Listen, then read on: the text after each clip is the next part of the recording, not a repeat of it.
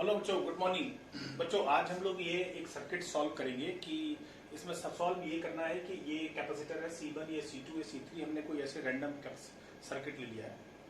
तो बात अच्छी क्या है, इसमें क्या नई चीज सीखने वाले हैं उस पर बात करते हैं। एक्चुअली ये सर्किट को सॉल्व करना है, इन तीनों चार्ज पर कैपेसिटेंस चार्ज बताना है, इन तीनों चार्ज के अक्रॉस पोटेंशियल डिफरेंस क्या होना ये बताना है, और भी हम बहुत सारी चीजें डिस्कस कर सकते हैं। कैसे करेंगे ये देखते हैं। इसके कई सारे मेथड हैं, लेकिन मैं पर्टिकुलरली एक मेथड के बारे में डिस्कस करूंगा, इसलिए मैंने आपके लिए ये वीडियो बनाया है। तो पहले तो हम ऐसे ही ये सर्किट को ध्यान से देख लेते हैं, इसमें क्या क्या चीजें हैं। 3 कैपेसिटर है, आप क्लियर देख रहे हैं, और खास बात ये है कि 2 बैटरी है, एक 4 वोल्ट की बैटरी यहाँ लगी है, एक 5 वोल्ट की बैटरी यहाँ पर लगी है। 2 बैटरी है, दिक्कत है, सीरीज पैरेलल की समस्या है, कौन सा सीरीज है कौन सा पैरेलल है ये भी समस्या आएगी। अब कुछ बच्चे सोच रहे हैं कि सर मैं किरचॉफ लॉ लगा देता हूँ, किरचॉफ लॉ से मैं इसको सॉल्व कर दूंगा, जिन्होंने किरचॉफ लॉ पढ़ रखा है। लेकिन मैं आपको किरचॉफ लॉ से भी आसान एक मेथड के बारे में डिस्कशन करने के लिए मैंने ये वीडियो बनाया। ये मेथड हम लोगों ने इंजीनियरिंग के बीटेक फर्स्ट ईयर में जो इलेक्ट्रिकल इंजीनियरिंग का बेसिक सब्जेक्ट होता है उसमें पढ़ा है। इसका इस मेथड का जो नाम है बच्चों, वो नाम है नोडल एनालिसिस। Nodal analysis. और ये मेथड ऐसा मेथड है कि जिससे आप बहुत सारी चीजें फाइंड आउट कर सकते हैं, कम समय में फाइंड आउट कर सकते हैं, एक्यूरेसी ज्यादा होगी, और सबसे इंपॉर्टेंट बात है कि कितने सारे पैरामीटर अगर आप किसी और मेथड से लगाते हैं तो सबके लिए आपको अलग अलग चीजें सोचनी पड़ेगी। लेकिन एक मेथड ऐसा है जिसका नाम नोडल एनालिसिस है कि उससे आप कुछ भी फाइंड आउट कर सकते हैं। तो चलिए स्टार्ट करते हैं, क्या चक्कर है। पहले आप सर्किट आप देख चुके हैं ध्यान से। अब मैं जितने भी पॉइंट्स हैं सबका नाम लिख देता हूं और मैं आपको बताता हूं नोडल एनालिसिस कैसे सॉल्व करते हैं। पहले आप समझिए कि ये सारे जो पॉइंट्स हैं, ये जितने भी पॉइंट्स हैं, ये सारे पॉइंट्स हैं, इनको हम नोड्स कहते हैं। क्या कहते हैं? नोड्स कहते हैं। एक नाम समझ लीजिए, नोड कहते हैं। नोड मतलब जहां पर 2-3 वायर मिलते हैं, जंक्शन, नोड। तो इस नोड का नाम रख दिया हमने A, इसका नाम रख दिया B, चलिए इसका C रख देते हैं, इसका D रख देते हैं, इसका E रख देते हैं, और इस नोड का नाम F रख देते हैं। ABCDEF हमने नाम रख दिया इन नोड्स को। करेक्ट, इसमें कोई दिक्कत नहीं है। अब देखिए, इसके बाद कितने सारे क्वेश्चंस का आप जवाब दे सकते हैं वो समझिए।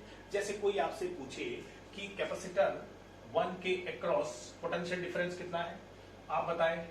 कैपेसिटर 2 के अक्रॉस पोटेंशियल डिफरेंस कितना है ये बताइए। कैपेसिटर 3 के अक्रॉस पोटेंशियल डिफरेंस कितना है ये बताइए। आपसे कोई ये पूछ सकता है कैपेसिटर 1 का चार्ज कितना है, कैपेसिटर 2 पे कितना चार्ज है, कैपेसिटर 3 पर कितना चार्ज है, इसका भी आप जवाब दे सकते हैं। इवन आप ये भी आंसर दे सकते हैं, कोई आपसे पूछे पोटेंशियल डिफरेंस बिटवीन BVD क्या होगा, कोई आपसे पूछे कि पोटेंशियल डिफरेंस BE क्या होगा, ये भी आप जवाब दे सकते हैं, ये भी आप जवाब दे सकते हैं। कोई आपसे पूछे पोटेंशियल डिफरेंस बिटवीन AD क्या होगा, ये भी आप जवाब दे सकते हैं। यहां से यहां तक का पोटेंशियल डिफरेंस। तो इस तरह से अगर आप देखेंगे तो आप उन बहुत सारे क्वेश्चंस का आंसर दे सकते हैं जिनको आप सामान्य तौर पर नॉर्मली अगर कोई मेथड अप्लाई करते हैं तो उनके आंसर लिखने में, जैसे यहां से यहां तक का पोटेंशियल डिफरेंस निकालना थोड़ा सा मुश्किल, आप उनके जवाब आसानी से नहीं दे सकते। लेकिन नोडल एनालिसिस एक ऐसा मेथड है कि आप बहुत सारे क्वेश्चंस देखिए, 1 2 3 4 5 6 7 8 9 10 कितने क्वेश्चंस हैं जिनके आंसर आप मुश्किल से 1 मिनट के अंदर दे सकते हैं। लेकिन चूंकि हम अभी आज सीख रहे हैं तो थोड़ा समय लगेगा इस सवाल को करने में।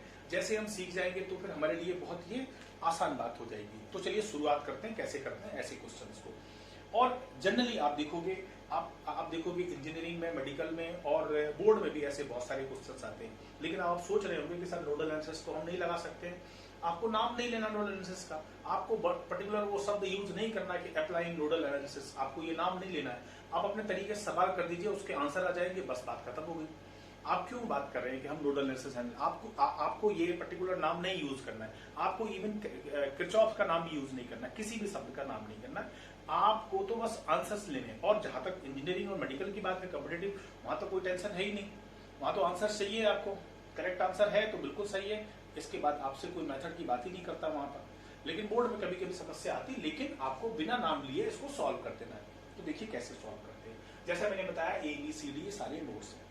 अब आप किसी भी नोड को, जितने भी नोड्स हैं, किसी भी नोड्स को एक रेफरेंस नोड मान लीजिए। रेफरेंस नोड का मतलब क्या है? उस जगह का आप ये मान लीजिए, जैसे हमने इसको रेफरेंस नोड मान लिया। अब आप सोचेंगे आपने इसको क्यों माना सर, इसको क्यों नहीं माना। आप कोशिश करिए कि जहां पर मैक्सिमम जो वायर्स हैं वो कनेक्ट हो रहे हैं, उनको हम रेफरेंस नोड मान लेंगे। और जिसको आप रेफरेंस नोड मानेंगे, इस एफ को मैं यहां लिख दे रहा हूं, उसका पोटेंशियल आप ले लीजिए 0 वोल्ट, उसका पोटेंशियल 0 ले लीजिए, ठीक है, रेफरेंस हो गया। और अब आप देखिए कि यहां से Q1 Q2, यहां से Q1 और यहां से Q3, जितने भी नोड आपने अज्यूम किए हैं, जहां भी नोड आपने माना है, रेफरेंस नोड माना है, वहां से ये सोचिए कि जितने वायर आ रहे हैं सबसे Q1 Q2 चार्ज आ रहा है और वहां पर चार्ज सब मिल रहा है। अब आप सोचेंगे तो ये तो फिलॉसफी के अगेंस्ट है, एक ही जगह सारे चार्ज कैसे आ सकते हैं? ये हमने जस्ट मान लिया है, अज्यूम कर लिया है। हो सकता है कि ये Q1 Q2 आ रहा है, Q3 जा रहा हो, तो वो आपको धीरे धीरे पता चल जाएगा जब आप क्वेश्चन सॉल्व करेंगे। कोई आंसर अगर नेगेटिव आ जाता है तो उससे पता चल जाएगा कि ये चार्ज जा रहा था, ये इनकमिंग चार्ज है या आउटगोइंग चार्ज है, ठीक है। तो अभी तो आपको सिर्फ ये मानना है कि तीनों चार्ज आ रहे हैं।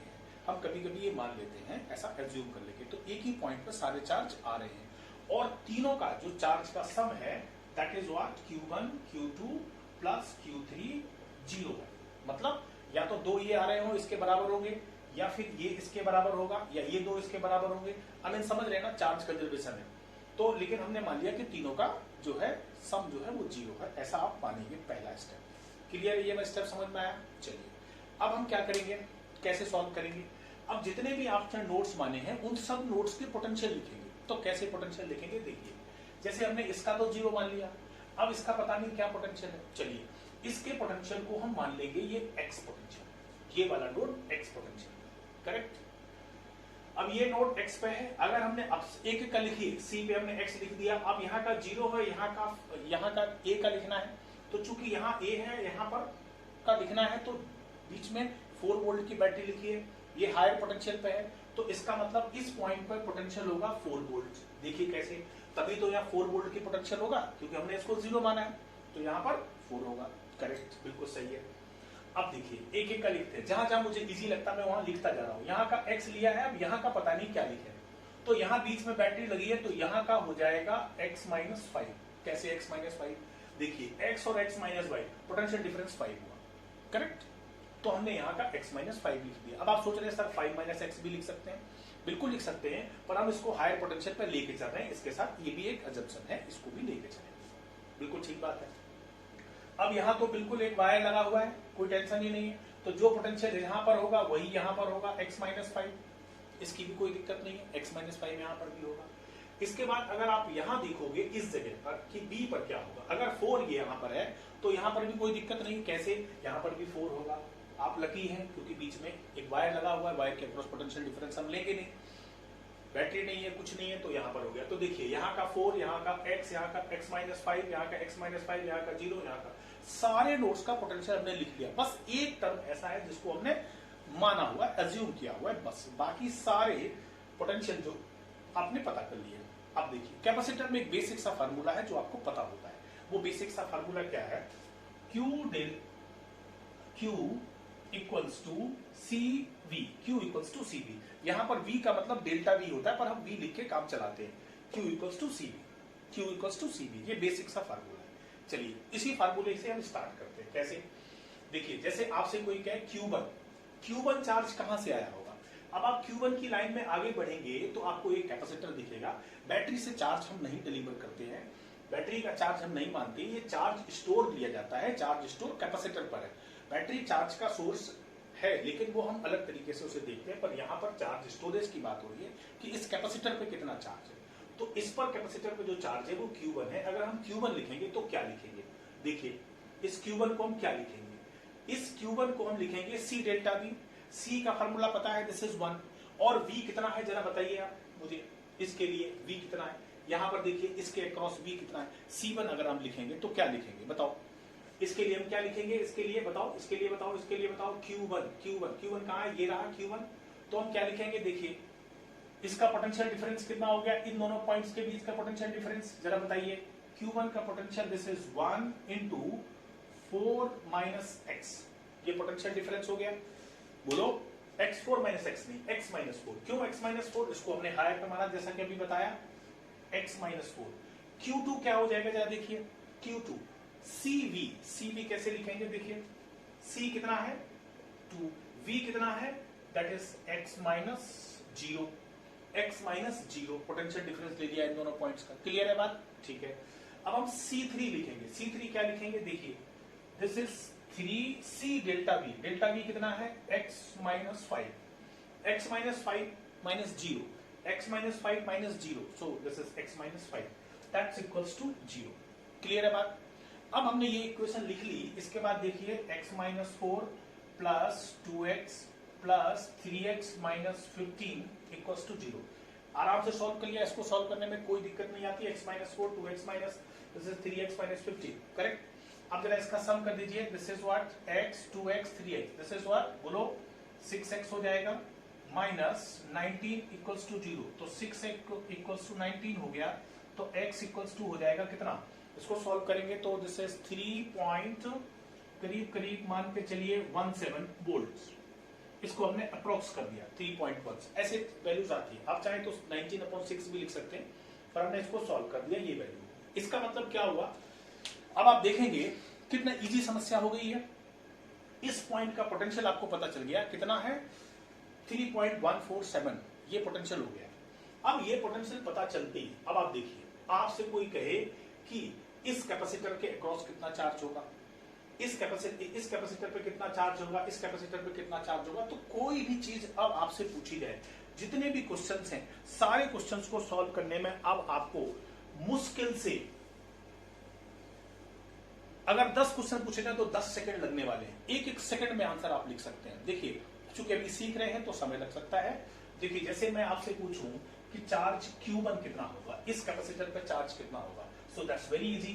Q1 equals to C delta V1। Delta V1 से मतलब वही पोटेंशियल डिफरेंस का है, डेल्टा V1। C1 आपको पता है, दिस इज हमने 1 फैराड लिखा था। डेल्टा V इन दोनों के बीच का पोटेंशियल डिफरेंस। अब देखिए हमने इसको x माइनस 4 लिखा था, x माइनस 4 लिखा था, लेकिन अब पता चला उससे कि पोटेंशियल ये हायर पर x छोटा है, तो आपको सिर्फ सिंपली डिफरेंस करना है। क्या डिफरेंस करना है? दिस इज 4 माइनस 3.17, ये डिफरेंस कर देना है। चार्ज आ गया, इसके अक्रॉस का चार्ज हो गया, राइट। मैंने इसकी साइड वैल्यू कैलकुलेट करके रखी हुई है। So that value is I think 0.83 coulomb. ये इसका चार्ज हो गया। आपसे कोई पूछे Q2 चार्ज कितना होगा, इस कैपेसिटर पे कितना चार्ज होगा, so you can very easily calculate C delta V। C की वैल्यू आपको पता है कितनी है, 2 है। डेल्टा V इसका पता चल जाएगा। डेल्टा V कितना है? दैट इज x माइनस 0, और x की वैल्यू हमने कैलकुलेट कर ली थी 3.17, ये आ जाएगा। सो ये इसकी वैल्यू आ जाएगी कितनी? 6.34 कूलन, ये आ जाएगी Q2। आपसे कोई Q3 पूछे, सो Q3 भी आप आराम से इस कैपेसिटर का चार्ज भी कैलकुलेट कर सकते हैं। इस कैपेसिटर का चार्ज क्या हो जाएगा बताइए? आपसे कोई पूछे C3 डेल्टा V, C3 की वैल्यू कितनी है? 3। डेल्टा V कितना है? x minus 5, 3। x माइनस 5 की वैल्यू क्या होगी जरा बताइए? x माइनस 5 की वैल्यू, x की वैल्यू आपको पता है कितनी है? 4 माइनस 5, सो नहीं x की वैल्यू 4 नहीं है, सॉरी 3.17 है, अभी हमने कैलकुलेट की थी। सो Q3 की वैल्यू आ गई। Q3 की वैल्यू कितनी आ गई जरा इसको भी सॉल्व करेंगे। सो माइनस 5.49 कूलन, ये Q3 की आ गई। अब ये माइनस चार्ज आ गया। देखो ये जस्टिफाई हो रहा है कि Q1 Q2 एंटर कर रहे हैं और Q3 जो है एग्जिट कर रहा है। माइनस चार्ज आ गया, तो वो भी क्लियर हो गया। तो आप चाहें तो इसकी वैल्यू माइनस चार्ज, चूंकि पॉसिबल नहीं, यहाँ पर हम लिखेंगे नहीं कैपेसिटर की प्लेट्स के लिए, आपको सारे चार्ज पूछे जा रहे हैं, तो आप पोटेंशियल डिफरेंस 5 माइनस x ले सकते हैं, वो बड़ा इशू नहीं है, ठीक है। लेकिन हम चार्ज कैलकुलेट कर सकते हैं। अब ये तो सारी कैपेसिटर पर चार्ज आ गया। अब जितने भी कैपेसिटर है सबका पोटेंशियल डिफरेंस आप कैलकुलेट कर सकते हैं। आपसे कोई पूछे इस कैपेसिटर का पोटेंशियल डिफरेंस कितना है, तो इस कैपेसिटर का V1 कैपेसिटर का पोटेंशियल डिफरेंस आपसे कोई पूछे, ये हमने कैलकुलेट करके रखा हुआ है कितना? 4 minus 3.17, so this is 0.83 volts, ये है। आपसे कोई V2 कैपेसिटर का पूछे, V2 कैपेसिटर का पोटेंशियल डिफरेंस, सो ये भी बड़ी आराम से निकाल सकते हैं। देखिए यहाँ पर x है, यहाँ का 0 है, तो पोटेंशियल डिफरेंस क्या हो जाएगा? 3.17 माइनस 0, 3.714 वोल्ट्स, ये पोटेंशियल डिफरेंस आ गया। आप इसका भी पोटेंशियल डिफरेंस कैलकुलेट कर सकते हैं। और बड़ी इंटरेस्टिंग बात जो है, जो मैं अभी आपसे कहा था कि बहुत सारी डिफिकल्टीज आती है। क्या आपसे कोई पूछे कि VAD बता दो, पोटेंशियल डिफरेंस VAD ये बता दो, तो बहुत मुश्किल है। आप KVL से लगाओगे तो बड़ी समस्या है, लूप बनाना पड़ेगा, वर्चुअल लूप बनाना पड़ेगा, फिर उसे सॉल्व करेंगे, तो आपके लिए मुश्किल है। अब यहाँ पर बहुत आसान है, आप VA माइनस VD कर दीजिए, ए का पोटेंशियल आपको पता है कितना है 4 है, डी का पता है x माइनस 5 है, तो कितना हो गया जरा देखिए 4 minus this is what x minus 5, सो 4 ये है, x माइनस 5 कैसे आएगा वो भी आपको पता है, x की वैल्यू हमने कितनी निकाली थी 3.17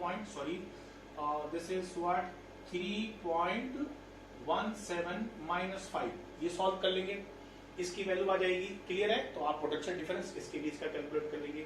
इसमें भी ध्यान रखने की बात है कि x माइनस 5 है लेकिन हमने इसको हायर पोटेंशियल पे लिया था, तो ये आपका 5 माइनस x होगा, क्योंकि हम यहाँ पर कोई भी पोटेंशियल डिफरेंस निगेटिव नहीं लेंगे। इसका मतलब ये है कि ये हायर पोटेंशियल पे है, ये लोअर पे, चूंकि x और 0 हमने अज्यूम किए थे, इसलिए इस बात का भी ध्यान रखना होता है। तो मैं इसको कैलकुलेट कर दूं या आप कैलकुलेट कर लेंगे, समझ गए ना कैसे करेंगे, इसको कैलकुलेट कर लेंगे। फिर आप इसको, आपसे कोई पूछे कि VAE क्या होगा, VCDCF क्या होगा, ऐसे कोई सा भी क्वेश्चन आप कर सकते हैं।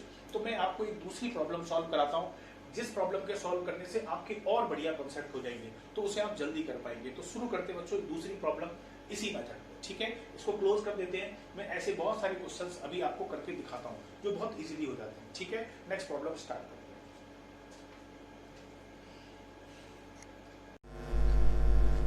बच्चों जैसा हम बात कर रहे थे नोडल एनालिसिस से, हम एक दूसरी प्रॉब्लम सॉल्व करने जा रहे हैं। तो ये जो प्रॉब्लम सॉल्व कर रहे हैं बिल्कुल सिमिलर प्रॉब्लम है, मिलती जुलती है। जो कुछ कॉन्सेप्ट आपके क्लियर पिछली प्रॉब्लम में नहीं हुए हैं, अब हम देखते हैं कि होपफुली इसमें प्रॉब्लम में हो जाने चाहिए।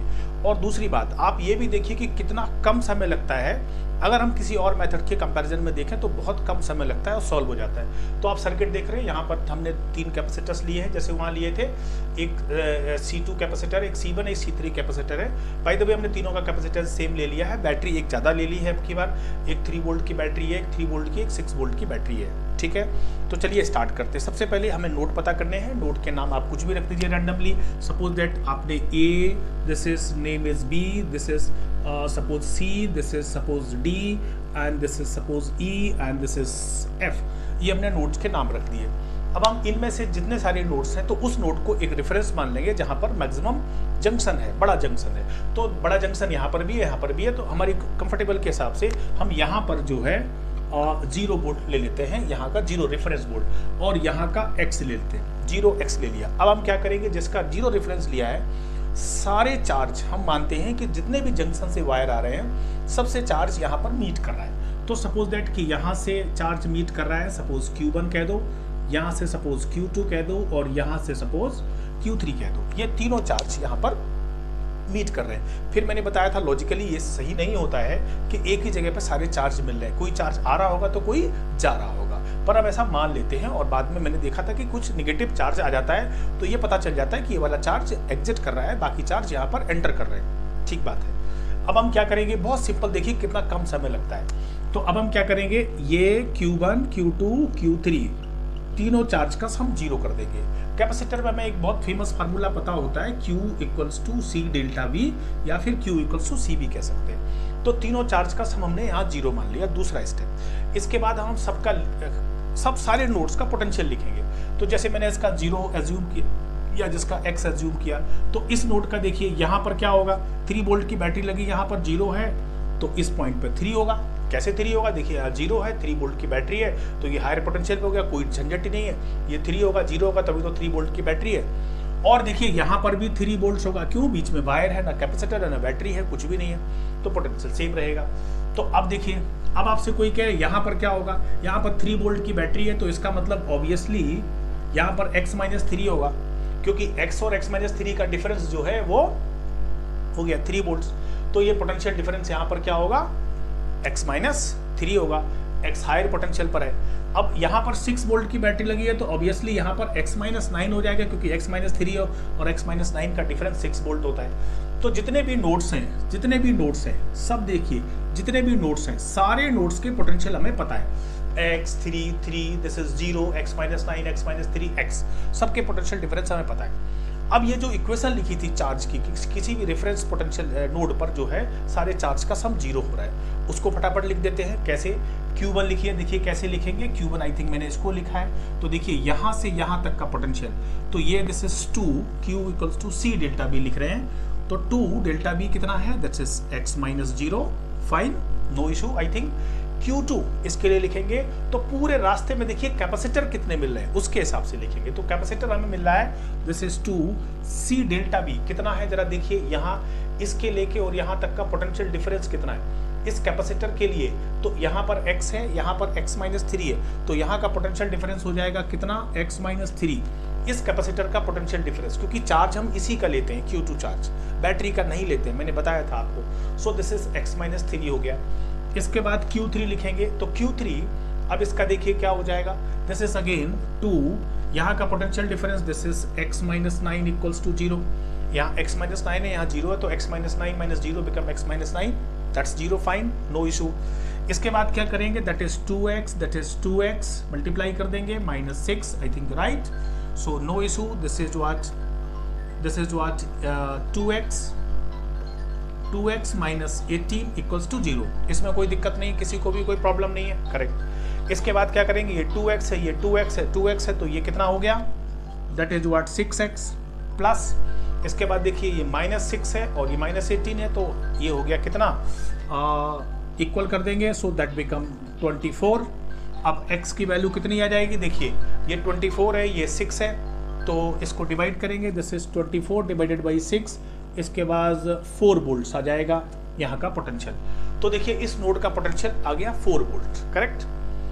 यहाँ का पोटेंशियल 4 वोल्ट जब आ गया तो इसके बाद अब हमारे लिए बहुत आसान हो गया। कैसे, अब किसी भी कैपेसिटर के अक्रॉस आपको पूछा जाए कि पोटेंशियल डिफरेंस बताओ, तो सबसे पहले तो आप ये बता सकते हैं, सपोज दैट कोई आपसे पूछे डेल्टा V1 इसके अक्रॉस का पोटेंशियल डिफरेंस बताओ, so that's very easy, x-0, so this x-0 become 4 - 0, answer is 4 volt, easy. कोई तुमसे पूछे कैपेसिटर 2 के अक्रॉस पोटेंशियल डिफरेंस बताओ, सो डेल्टा V2 इसके अक्रॉस का पोटेंशियल डिफरेंस कितना है, x-3 है, so this is x-3, so x is 4, 3, this is 1 volts, again very easy। तुमसे कोई पूछे कैपेसिटर 3 के अक्रॉस बताओ, so that's very easy again, so this is delta V3 x-9 - 0।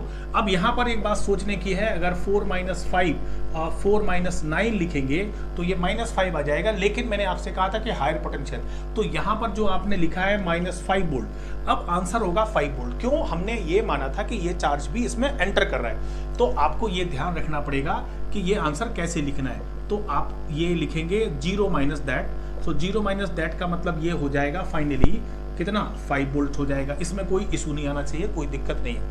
अब आप देखिए किसी भी कैपेसिटर का आप चार्ज बता सकते हैं, सपोज दैट आपसे कोई पूछे Q1 कैपेसिटर का चार्ज, Q1 कैपेसिटर ये है, इसका चार्ज आपसे कोई पूछे तो कैसे बताएंगे, that is C delta V1 C1 कितना है आपको पता है, दिस इज 2 है, डेल्टा V1 इसके अक्रॉस कितना आया था, देखिए वो ऊपर लिखा हुआ है 4, सो this is 8 coulomb charge, very easy, देखिए कितनी आसानी से आ रहा है। C2 तुमसे कोई पूछे C2 बताओ इसका चार्ज, तो C2 कैसे बताएंगे, आपको पता है इसके अक्रॉस का पोटेंशियल डिफरेंस कितना है, जैसे C2 डेल्टा V2, C2 की वैल्यू आपको पता है 2 है, डेल्टा V2 की वैल्यू हमने कैलकुलेट की थी, so that's 2 coulomb, very easy. Similarly आप Q3 कैलकुलेट कर सकते हैं मेरे ख्याल से, सो वेरी इजी, Q3 कितना हो जाएगा, C3 डेल्टा V, C3 कितना है आपको पता है 2 है, डेल्टा V हमने 5 कैलकुलेट किया, दिस इज 10 वोल्ट। एक देखिए खूबसूरती, देखिए 8 2 10, समझ रहे होंगे आप, क्या देखिए this is 8, this is 2, this is 10, इसका मतलब ये एंटर कर रहा है, ये एंटर कर रहा है, ये चार्ज एग्जिट कर रहा है, 8 + 2, जंक्शन पे सारे चार्ज का सम इक्वल होना चाहिए, algebraic sum of charge is 0, so that's become also true, because आप यहाँ देखिए 4 1 5, ये पोटेंशियल डिफरेंस और इसके कॉरस्पॉन्डेंस जो चार्ज आ रहा है बिल्कुल करेक्ट आ रहा है, तो यहाँ पर जो -5 है वो भी लॉजिकली ट्रू हो रहा है। बात को यहाँ खत्म करते हैं। अब यहाँ पर ब्यूटी एक और बढ़िया चीज है, वो ये है कि आप कोई सा भी पोटेंशियल डिफरेंस कैलकुलेट कर सकते हैं। जैसे आपसे कोई कहे कि यहाँ के अक्रॉस पोटेंशियल डिफरेंस बताओ, सो ये बताना बहुत आसान है। आपसे कोई पूछे कि इसके अक्रॉस पोटेंशियल डिफरेंस बताओ, ये बताना बहुत आसान है। आपसे कोई पूछे इसके अक्रॉस, ये तो खैर इजी लिख रहा है, लेकिन कोई रैंडमली आपसे पूछ दे उसके बताओ। जैसे मैं आपसे पूछ दूं, ये बताओ पोटेंशियल डिफरेंस ए बी बताओ, ए बी का मतलब यहाँ से यहाँ तक का। अब बड़ा मुश्किल है, बीच में कैपेसिटर भी है, बैटरी भी है, कैसे करेंगे? तो देखिए यहाँ का 3 है, यहाँ का x-3 है, तो 3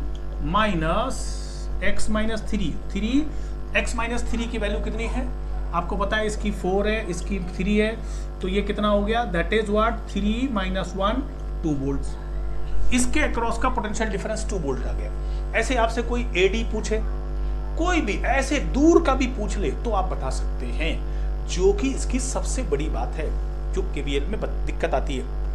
एनीवे कर तो आप उससे भी सकते हैं, लेकिन ये मेथड आप देखोगे बहुत इजी है, एक जल्दी से इक्वेशन बन जाती है और इससे बड़े बड़े सर्किट्स आपके एग्जाम में नहीं आते हैं। वैसे हम नोडल एनालिसिस और बड़े बड़े सर्किट्स के लिए भी लगा सकते हैं। तो बच्चों उम्मीद है कि तुम्हें ये समझ में आ गया होगा, बढ़िया से, कोई दिक्कत नहीं है। अब इन क्वेश्चंस के लिए आप चाहो तो मैं आपको कुछ क्वेश्चंस दे सकता हूं और ट्राई कर सकते हैं, आप बहुत सारे क्वेश्चंस ट्राई कर सकते हैं, लेकिन आपने मेथड समझ लिया तो आप ये समझ लीजिए कि ऐसे 2 कैपेसिटर है, 3 कैपेसिटर है, 4 बैटरी है, 2 बैटरी है और एक सिंपल सा सर्किट है, उसे सॉल्व करना है। तो इसे केवीएल से यूज़ मत करिए, प्रेफरेंस उसको मत दीजिए, प्रेफरेंस दीजिए इस मेथड को, और ये आसान है, बहुत चीज़ें आप जल्दी से कैलकुलेट कर सकते हैं। उम्मीद है आपको ये समझ में आया होगा। ठीक है बच्चों, थैंक यू वेरी मच, मिलते हैं किसी और वीडियो के साथ।